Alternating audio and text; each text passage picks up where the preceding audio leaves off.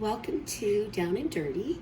Today, I would like to show you how you can propagate your Schefflera arboricola. This variety is called Gold Capella. It's variegated, and you can see that the leaves have, this like beautiful yellow and chartreuse color, along with the green, and that becomes interesting becomes necessary information. Because if you would like to propagate and have another plant that also is variegated, you need to choose a stem where the stem itself has variegation.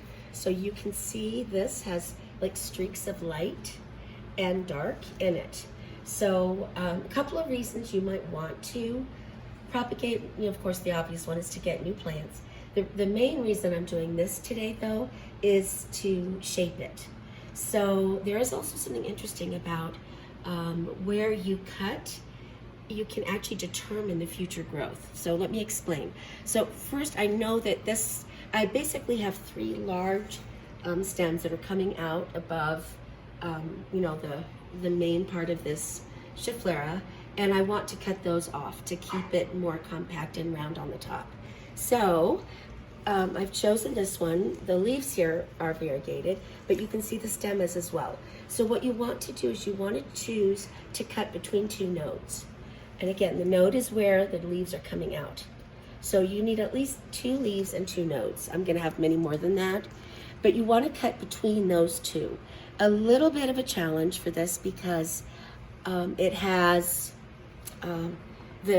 the internodes, the distance between those nodes is actually shorter than it is in a lot of plants. And you have to cut really pretty much in between because you'll get a couple of millimeters of dye back on either end. And you don't want it, you don't want that dye back to affect your cutting or the existing, the mother plant. So you choose an area. I think I'll choose this one or this one. So this is a good way to explain the regrowth. So if I were to cut here, the next regrowth would come out in the same direction as this lower leaf, the leaf under it. If I were to cut it here, the regrowth would come out in this direction. So the direction that the leaf below your cut is growing in will determine the new growth. So in addition to shaping it, because you can trim off pieces that are sticking out, you can also determine which way you want your tree to develop. So I would like to have more growth coming out actually this way. So I may go a little lower with this. So, okay, I will. So this is the direction I want my growth to come in. So I'm gonna cut between these 2 nodes. And as you can see, it's not a big difference. I have clean clippers, of course, just best practice for cutting plants. And I'm going to give it a cut right there, which will allow for enough, that will allow for a couple of millimeters dye back here before it affects this node, and dye back here before it would actually affect this. So when this plant regrows, it will regrow in the direction of this leaf. So this was just one. I'll be doing 2 more, but I'll do those off camera. Okay, this is the cutting that I'd like to demonstrate with. I do have a couple of other cuttings. I did really a hard prune on this tree, but I'll just demonstrate on one to keep the video short, and the other 2 will be the same. So again, I just want to point out where I made the cut. It was between 2 nodes, and as you can see here, there is some distance. I didn't cut it right at the node because this part where I cut it will dye back a little bit. So you don't want that to affect this node. So one of the things that, besides, in addition to that, I wanted to show you the variegation. You can see it on here. So if you want your cutting to have the same variegation that the plant does, you need to make sure that the stem is also variegated.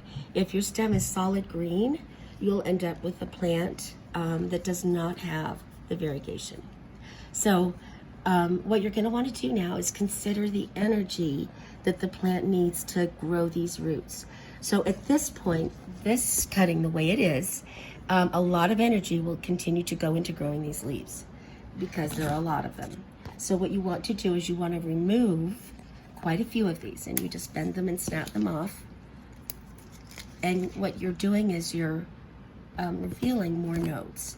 And at each of these nodes, that's where your new root growth will come out.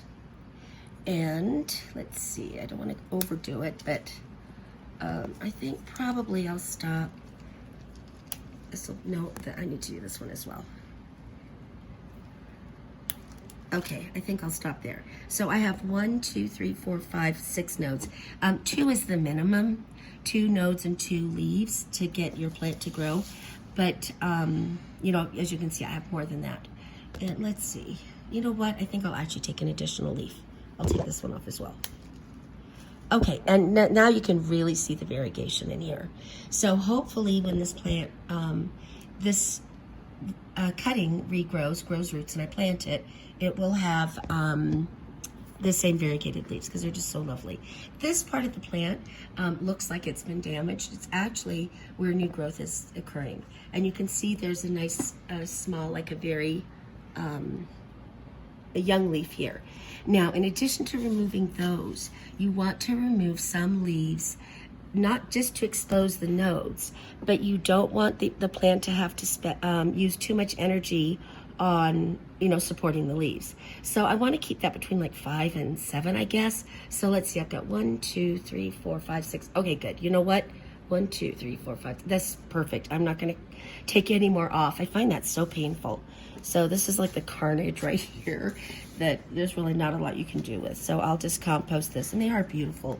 You know, maybe I'll just put them in a vase and leave them there until they completely die off, because those, look at how beautiful those leaves are. That's what I'll do. I'll display them for a bit as long as I can. Okay, the next step is that you need all of these nodes to be submerged.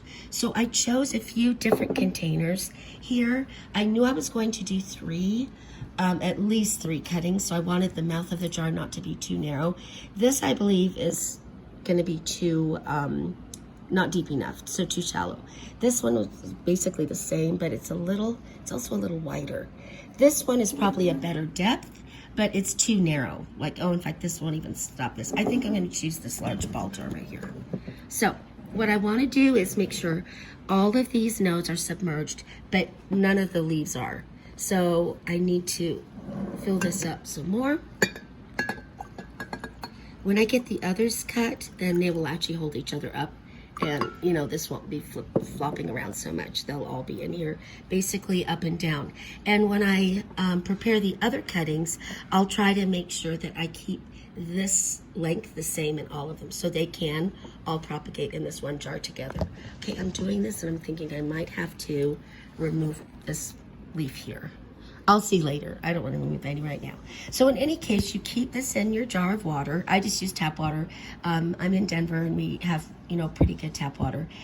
Depending on where you live, you may have to, you know, make adjustments for that. But in any case, tap water's fine. Make sure you keep it clean. Change the water once a week. Something that helps me is I keep this very visible to me, so I'm always checking it. I mean, in addition to checking it, just because I love to watch these things grow. I keep it like at basically eye level in my kitchen. So when I'm in there, you know, I'm always looking at it. So in any case, I will continue with the others, and then I'll meet you back here when I, you know, when there's some root growth. Welcome back. As you can see, these cuttings, the Schefflera cuttings, have all rooted very nicely. And so I'm ready to get them potted up. So I'm going to start out by, I will do them separately even though I have 3. So I have 3 pots, and I really like these. They have good drainage, and they have a dish that is attached. So that's going to work really well. And then once I water, if, you know, once the water drains through, I can just tip them sideways and the water runs off, because plants really don't like to have their roots wet. Even plants that like to have moist soil don't like to have, you know, their roots just wet. So the Schefflera, though, like many houseplants, likes to dry out a bit before it's watered. I will keep these well watered initially as they get acclimated from their little water habitat to their soil and water. So in any case, I'm going to use about 1/3, 2/3 mix of a good quality potting soil and some perlite. So the perlite will be about 1/3, and then this will be the other 2/3. So it'll drain nicely. The perlite will help it be aerated, so the roots can, get oxygen. The soil won't compact as quickly. So it should be a nice growing environment for them. So I will fill my pot, and I will be right back. Okay, so I have a nice mix in the pot. This is the one I'm going to pot up in this green one. And I just set those in there. So I'm doing my own filming today again, so that's always a bit more awkward. Oh, jeez. So this is basically, I'm putting it in quite deep. I had removed all of these lower leaves, as you've seen at the beginning of the video. So I want it to be at least to here. This is already scarred over, but I want it to be in the pot quite deep. So I've just set this in there, and now I'm going to fill in with the rest of the soil. Okay, so finally I top filled this, and you press the soil in nicely to make the soil and the roots come into good contact with each other. And then I will water this really thoroughly until the water runs out freely. And then, as I said before, I'll keep it watered more than I would regularly keep it watered, just until the roots become acclimated to the soil. And once you see new growth, that's a sure sign that everything's good to go. So in any case, I will continue these. I have 2 more, very exciting. I'll show you the roots on these if I can get the camera. That one's doing really well, and so is the other. So all 3 that I took cuttings of are doing really well. And I will have 3 new Scheffleras. So I wish you good luck in your propagating, and if you have any questions, leave them down below and I'll do my best to answer them or find an answer for you.